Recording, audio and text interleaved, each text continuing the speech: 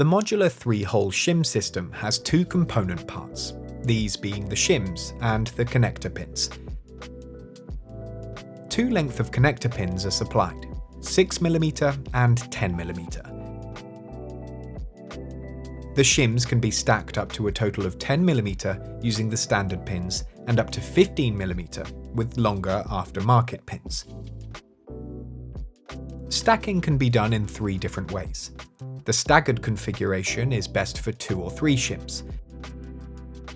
On the convex side of the first shim, push the pins through the front set of holes.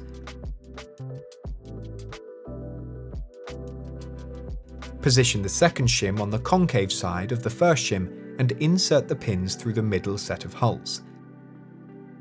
Then, add the third shim, inserting the pins through the rear set of holes.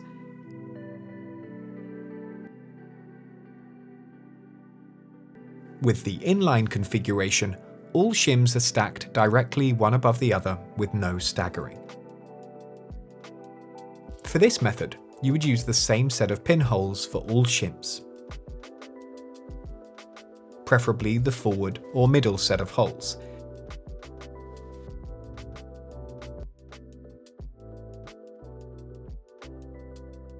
The combined staggered and inline configuration is the best option for any stack requiring more than 3 shims.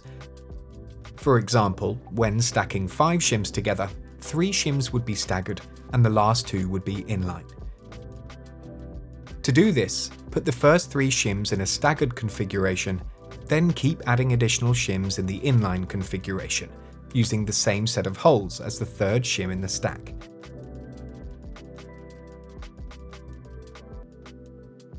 If the pins are longer than the stack, tails can be trimmed with a craft knife. Place your stack on the shoe with the cleat on top, ensuring that the heads of the pins disappear into the holes in the back of the cleat. If your cleat does not have holes, the heads of the pins can be trimmed with a craft knife. Place the washers on the cleat and loosely screw in the screws. Align the cleat using the alignment markers, then tighten all screws to 5 Newton meters.